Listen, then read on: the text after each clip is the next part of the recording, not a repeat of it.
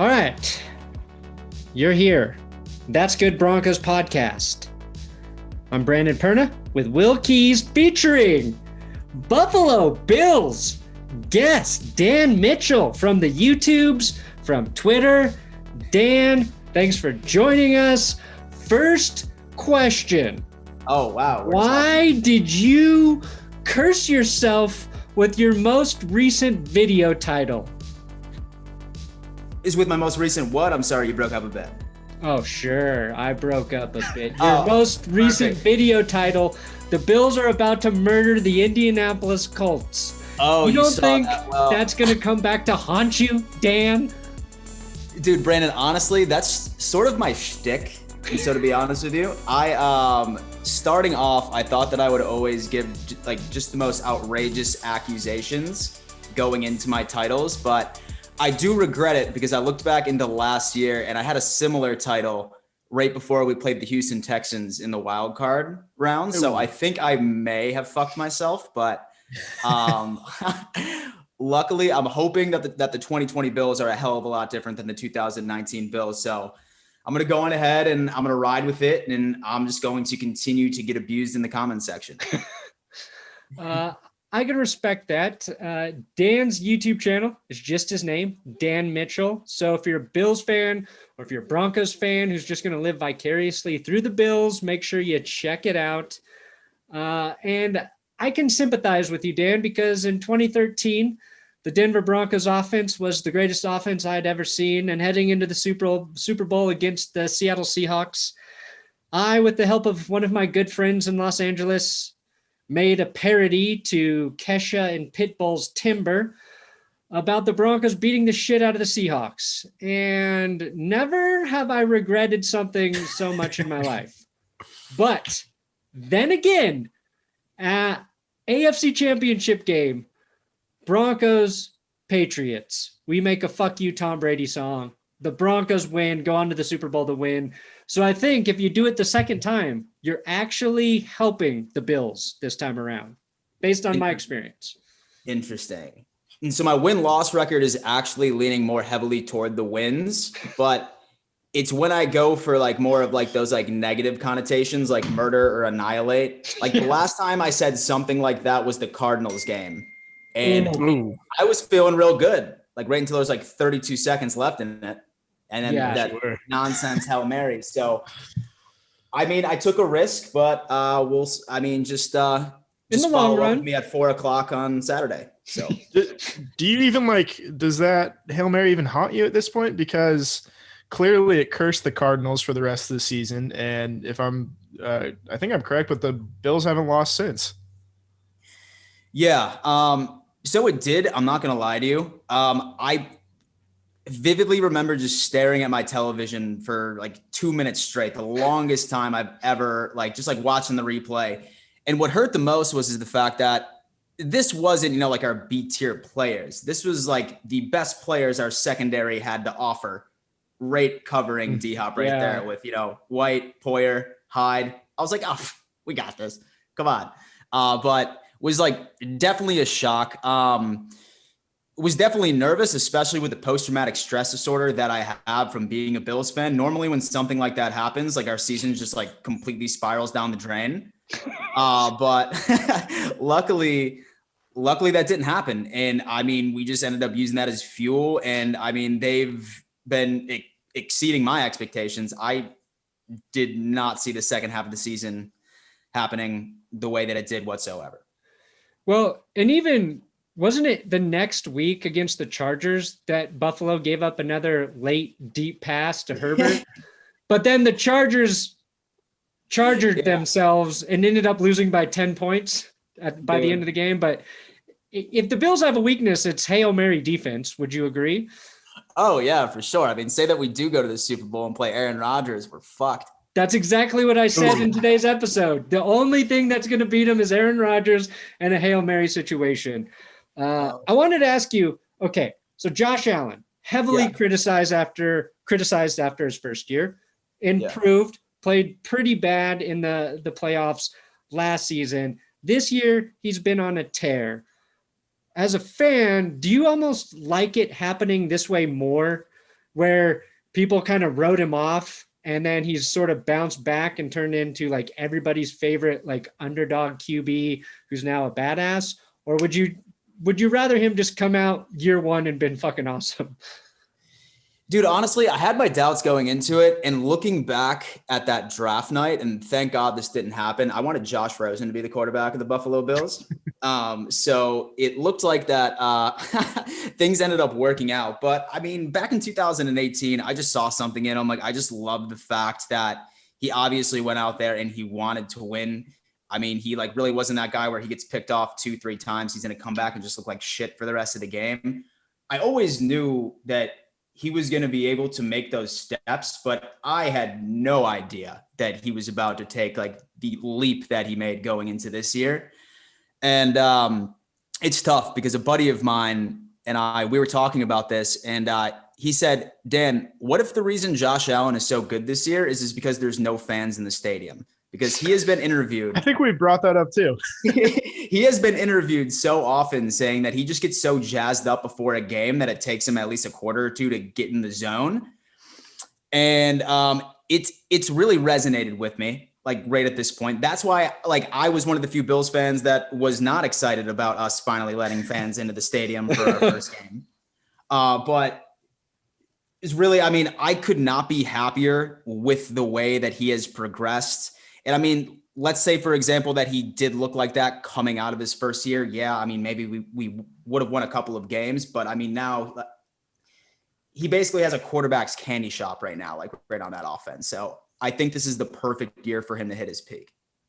Yeah, didn't he say he changed his pregame music that he listened to because whatever he was listening to was getting him too amped up and he was making mistakes. So he had to have something a little more calming to get him more focused.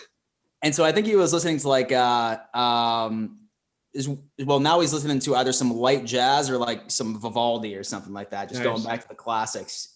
He's not listening to Cole Beasley's mixtapes, is he? Well, hey, listen, he's actually dropping a single tonight. Cole Beasley is? He is. He hit Twitter. Oh, shit. Yeah. Oh, he's the best rapper in the NFL, which is shocking. He's really not That's bad. the biggest news today. He's better than Le'Veon Bell. He's definitely better artist. Better than AB. Brown. Better than AB for sure. How glad are you that AB decided not to go to Buffalo? Definitely happy looking back at it, but I just remember getting the news. He's expected to sign with the Buffalo Bills, and then legitimately minutes later, and Mr. Antonio Brown has denied going to the Buffalo Bills. So, I mean, right. I am thrilled that it did not end up panning out the way that it did, because that just would have been a total Buffalo move right there. And so, like, I mean, like, he like would have went to Buffalo, went to training camp. He would have called our GM a mayonnaise boy and stuff like that and just go off from there. So, right. It's been good, man. It's been good. Like, hindsight's 2020, but I did want him at the time, but. Well, yeah. And so I wouldn't trade Stephon Diggs for anything, though. For real. Right. It felt like the Steelers sent him to Buffalo as kind of like a fuck you. Like, oh, yeah. This is kind of where receivers go to die.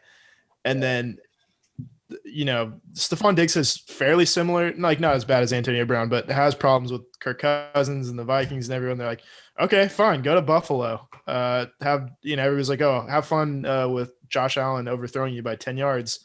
Yeah. Do you think Josh Allen's progress has more to do with just the team they built around him, or is it really just all mechanical, or probably just a mixture of the both? What do you think? And so, to be honest with you, I do think that it is a healthy mix of both. I mean, definitely bringing in a receiver like Stephon Diggs who can legitimately make just about whatever quarterback is out there look good. Like, he's like the one that's going to be able to go out there and make like these spectacular catches, where say that we didn't have him on the team, then you'd be seeing, you know, some throws that were sort of like not too sure about that. The way that Josh worked on his mechanics this offseason, like, there was definitely some slight changes specifically within his footwork, but from him being able to jump from 59% completion rate, shit ton of interceptions, like really not being able to go on ahead and like really hit his stride to 69 69% completion rate, and then now being in the MVP conversation. I really think that it came down to the team that was being built around him. Because if anyone knows anything about a quarterback carousel, it's Buffalo Bills fans. And I am just so happy that we did not just, shoo him off like right after 2018 and hit the draft again. Yeah. So his progress is insane. The coach he works with during the offseason was quoted today that he doesn't even believe that he's reached his ceiling quite yet. I mean, that's probably just, smoke up the ass or whatever. But yeah. But you like to hear it as a fan. Oh yeah, for sure. Like that completely jazzed me up. You're like, wait, but can he be better? Can he be better? Yeah.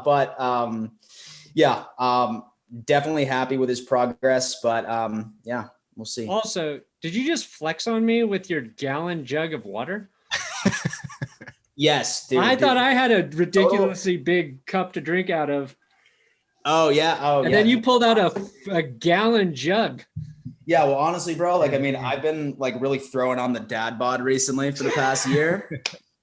And while that was trendy a couple of years ago, I'm sort of trying to get back to like looking slightly less gross. So the only way that I can drink an entire gallon of water is as if I see the gallon of water. Like gotcha. Right in front of me. And so I don't feel like counting out 16 glasses and stuff, but smart. Yeah. So a tad douchey, but health. No, I respect it. I think hydration's cool, not douchey. It is for sure. Absolutely. Cole Beasley, is he healthy? Is he going to be good to go? He hasn't practiced all week. He seems to be trending down. Sean McDermott still says that he is week to week. And then what's Diggs his injury? Was a knee injury. And so they haven't gone into like huge detail.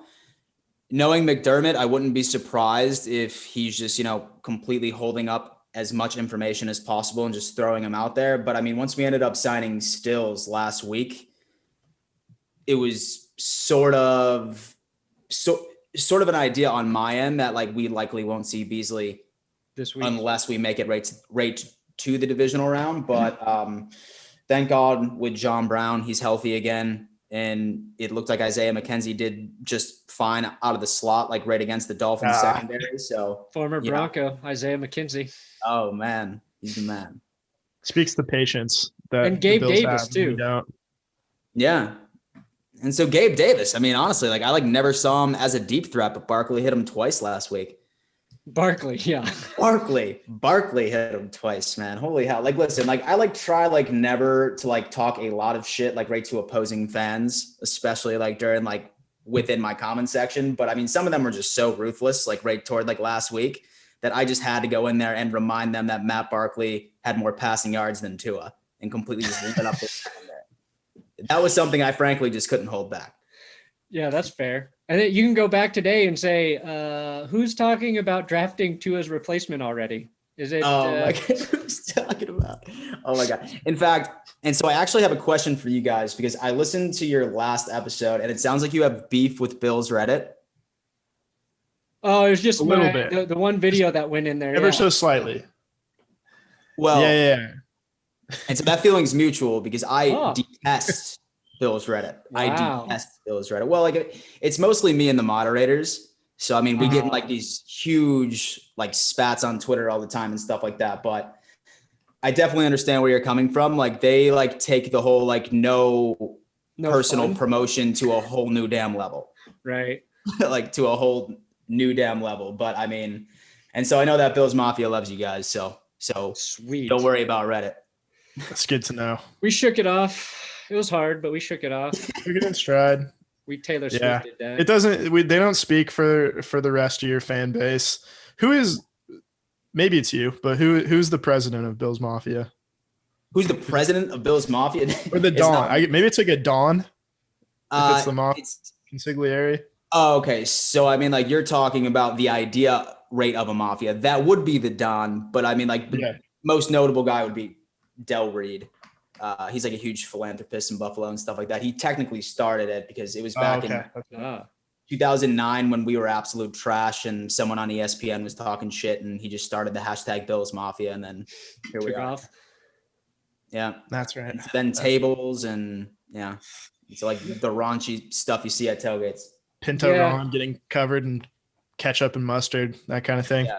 The last video of mine that YouTube blocked was the guy who was drinking a shot out of a girl's ass crack at the Bills Mafia tailgate. Yes. They're like, this is inappropriate. This video's been blocked. It's like, fuck you. This is a great video. So YouTube blocked it? Oh, yeah. They wouldn't let people. I think I put it on Patreon for people after that, but it wasn't even that graphic, but whatever. And so I'm pretty sure like the video that was released right to the public was blurred out to a sense. Like, did you just like throw like straight porn on the video or something like that? Or like, what was the deal? I think I found a non-blurred version, and I probably didn't censor it enough, or YouTube was just tougher at the time. I don't know. Yeah. And so it depends on who watches your video, if they're gonna be cool with it or not. But and so have y'all ever been to Buffalo before? No, I've not. I've never been. I recommend one season when things cool down. Like I recommend everybody needs to go to a Bills Mafia tailgate. Oh, I'd love to. Yeah. Like there was a lot of golden content, I'm sure, for Brandon and for Will. Great content. I mean, yeah. Yeah, I got to get a brand to just pay for us to go to a bunch of games one season, and we can make videos about the experience. And that would be like top of the list to go check out.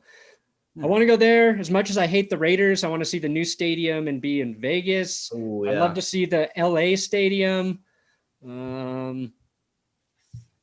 That's it. I don't give a shit about anybody else. Maybe Kansas City? I don't know. And so are you guys thinking about going down to Tampa for the Super Bowl or probably not? No. I don't leave the house. I don't even go to Broncos games. It's too much of a hassle. Oh, wow. And so just this year or just in general? Just in general. Broncos games. Oh, Yeah. Interesting. I think I'd probably go to more Broncos games than Brandon at this point. Do you? Yeah. So well, I had honest the with you- Raiders I had the Raiders a couple hours away. So I could, I went to a Broncos Raiders game just about every year for a while. Yeah. And now like only if they're playing in Santa Clara, which is just a pain in the ass to get to. Oh, yeah, for sure. And so honestly, I've traveled to go see the Bills a lot. And I cannot tell you how many times where I've scalped my tickets and I just went to a bar by the stadium and watched, especially if, say that it's like November or December, because I do not want to be sitting outside in 30 degrees. I just can't enjoy the game that way. So, And so I feel you on that. I'm with you. Yeah. It feels like the tailgate, like I've seen football games before. Yeah. I know what they look like. I don't know if you can replicate like a Buffalo Bills tailgate anywhere else. That feels like the main attraction to me. Oh yeah, for sure. Yeah. I definitely have the required amount of dildos to attend a Bills game. So as long as I can sneak those through security at the airport, I will be there. And so I've been dying to find that kid. I've been dying. As a kid? Well, not now. I'm pretty sure he was like 18 when he did it. He's got to be like 23, 24. But I need like a damn documentary on it. Yeah, that'd be a great short doc piece. The guy who threw the dildo on the field. And everybody would know what you're talking about. You wouldn't even have to specify. Yeah, for sure. He's a folklore in Buffalo for sure. Wasn't Tom Brady written on it, or this is what the? Yeah, I'm pretty sure it said Tom Brady's dildo. Yeah. Poetic, absolutely poetic. Okay, we talked in our last podcast. We talked a little bit with our buddy about the Colts being kind of a dangerous team to play in the playoffs. If there's anything that worries you about this game, what is it? I would have to say on both sides of the ball, the run game, because the Buffalo Bills cannot stop the run to save their lives on the defensive side of things. And then Jonathan Taylor is a very, very talented running back. I do have confidence in our linebackers. I think that now that Matt Milano and Edmonds are, I'd say like 90, 99%, they're doing a lot better and being athletic enough to be able to catch these running backs off the edge and off to the outside and make their tackles. But really at the end of this day, my number one goal going into this game is just being able to like shut their run game down and just make Phillip Rivers beat us. Because I'm not scared of Phillip Rivers with the ball in his hands and like them telling, yes, Rivers, like you need to win this game for us, because I have full confidence right in our secondary.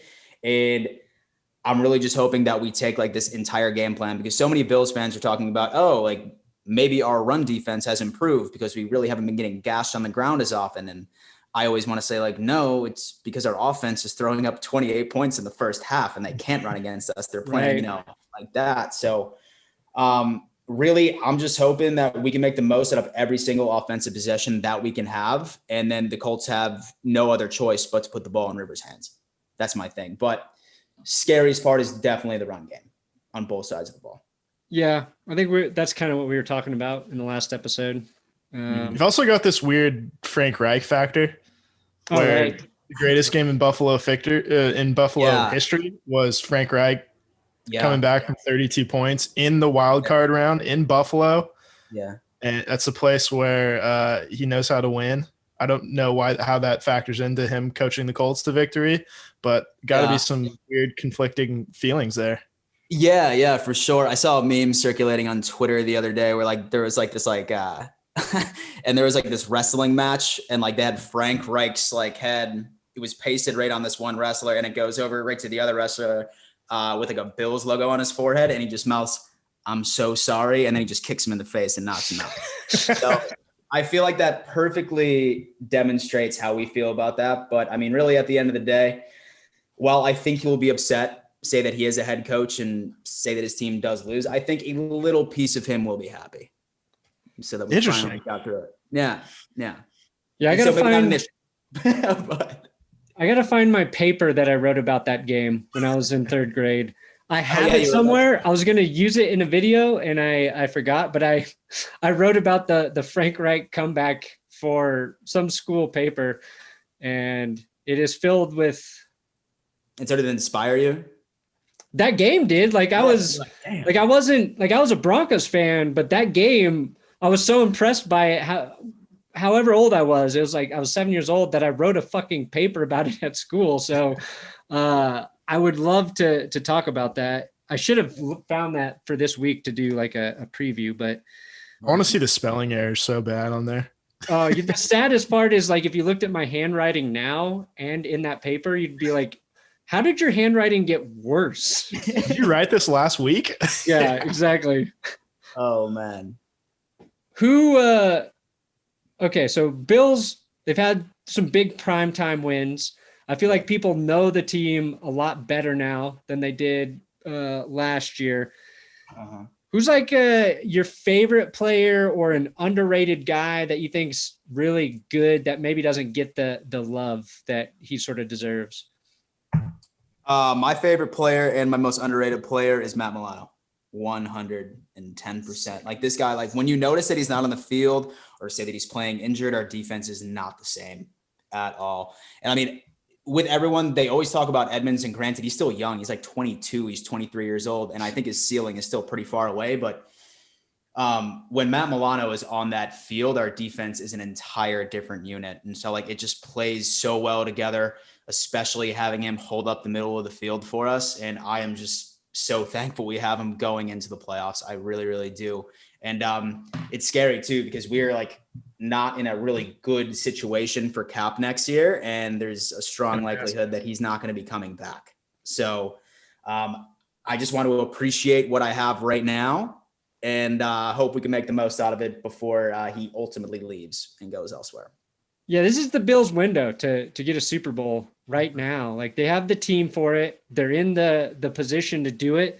And I think they can beat any team in the NFL. So we're definitely hoping they pull it off. And I think, was it no pressure? 2 ago, we found out that Milano was going to be a free agent. And we were like, yeah, that's the guy we want the Broncos to go after. We actually, I think it was you who named him. I asked you who like what unrestricted free agent you would want most. Yeah. It was Matt Milano. Yeah. He's great in pass coverage. He's all over the field. Yeah. He's like good name. Great name. You hear it a lot. Great name. Matt Milano and on the top. Italian Stallion. And so say y'all do pick him up, just take care of him. Okay. Appreciate him. We will. Of course. Well, Yeah, just like you and Isaiah McKenzie. yeah. We didn't take care of him, but you guys did. Clearly. Damn. What's your final prediction this week? Score prediction? Yeah. Damn, dude. I mean, I might as well just double down on my initial. Yeah, it's got to be a murder. This has got to be a murder score. Double down. I'm saying 35-10 Bills. I'm saying 35-10 Bills. I think that they're going to come out strong, the Colts. They're going to go on ahead. They're going to score on their first possession. But then I think Rivers is probably going to throw a couple of picks and just give us great field position, and we're going to be up like 21-7 by the half, and then it's just going to be all Bills after that. That's a good prediction. I think it's going to be a little closer than that. I'm taking the Bills to win, though. Yeah. But I think the Bills' offense just needs to start hot. They start hot, they'll control the whole game. Even last week, was it? No, they played the Dolphins. The week before, when they played the Patriots, it took a quarter to get going. But luckily, the Patriots' offense sucked as well. But as soon as Buffalo started, they scored that first touchdown. Cam gets one, and then they just went on a fucking tear. I think that's how they have to approach this game. And the Patriots' defense at times this year has been like the only good part of the team.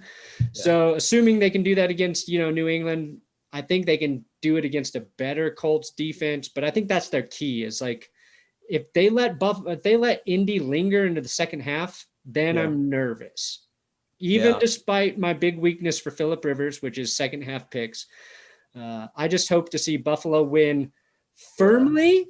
So then I can go double down like you on them beating the Chiefs, because next to them winning the Super Bowl, I want to see them bounce Kansas City from the playoffs.